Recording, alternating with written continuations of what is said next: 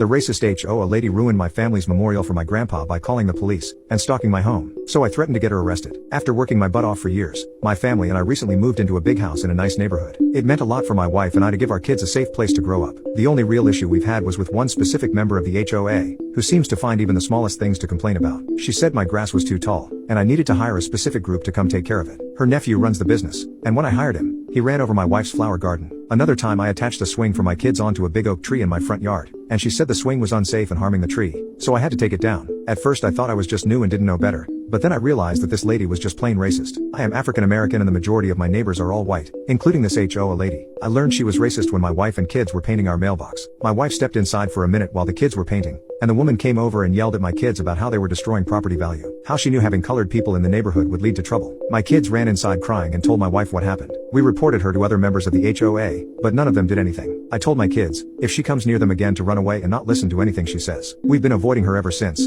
and things have quieted down. About 2 weeks ago my grandpa died, and I decided to host the memorial at my house, right after the funeral, since I had the largest house in my family by far. My grandpa was a good man, who always supported his family. So after he died, anyone who could, flew in for the funeral and memorial, and I told them they could stay in my house. I checked the HOA rules ahead of time to make sure there wouldn't be any problems. A lot of people showed up for the memorial, so in no time my driveway and yard was completely full. So some started parking on the street. I asked my next door neighbor if a few people could park in front of their house, and told them the situation. They said it was fine and were sorry for my loss. About 2 hours into the memorial, the police showed up at my door. They told me someone reported suspicious activity going on in front of my house. I told them we were just having a memorial, and the only ones on the lawn were the younger kids playing. I invited them inside, and gave them some of the food my wife had laid out for the guests, as a way to apologize for wasting their time. They accepted, and said sorry for interrupting. It really wasn't a big deal. After it got dark out, most of my guests left to head home. Only a few stayed behind, sharing memories about my grandpa. It was a nice moment between us, when someone started banging on my door. I answered it, and it was a different pair of cops. I asked what was wrong, and they demanded to know why there were so many cars outside. I told them I was hosting a memorial,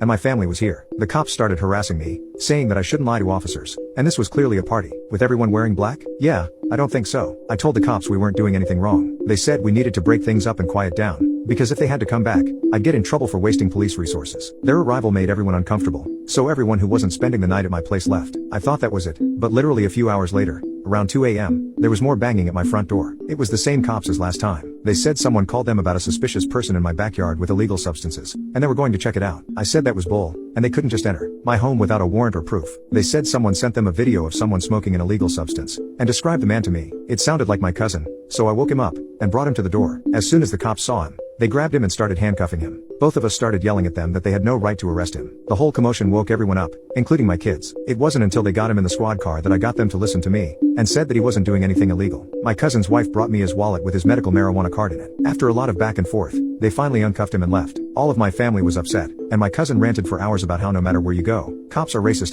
In the morning, I went to get my mail and found a note from the HOA lady saying that I had broken a lot of violations yesterday. The list read that I had too many cars on my lawn, cars blocking the streets and people's driveways, noise levels were too high after hours, and there was a large group of menacing-looking people hanging around the neighborhood. At the bottom, it mentioned that the police should have arrested the man doing illegal activities on my property, and I should be kicked out of the neighborhood for allowing that to happen. It was pretty obvious that she was the one who had called the cops, so I headed over to her house. When she answered her door, I tried to be nice at first, explaining that I was hosting a memorial and my family was over, that I had permission from my neighbors, for my family to park in front of their house, and that there weren't any loud noises. The lady told me she was scared of all the SUVs on my lawn and thought something illegal was happening, so she called the cops. I told her she called them 3 times, which was ridiculous. She said she had every right and would do it again, that my family was filled with unsavory looking people, and that the police should have arrested the man smoking. I asked how she even knew what my cousin was doing in my backyard, since she lives too far away to see or smell anything. She turned bright red and slammed the door in my face. I realized she must have somehow gotten onto my property, and taken a video of my cousin smoking. I ran over to my next door neighbor's house and asked them if they could check their security footage from around 2 a.m. last night. They pulled it up and showed me the HOA lady entering my property, climbing onto my gate and recording something in my backyard. I told them what happened and they got very uncomfortable, saying they'd email me the video, but to leave them out of it. I thanked them and headed home. After I got the video, I wrote a letter to the lady, saying that I had video proof she trespassed onto my property, and that if she ever tried to pull this CRP again, I would report her for trespassing and get her arrested. I left it in her mailbox and she hasn't responded, but I doubt I will be getting another surprise visit from the police anytime soon.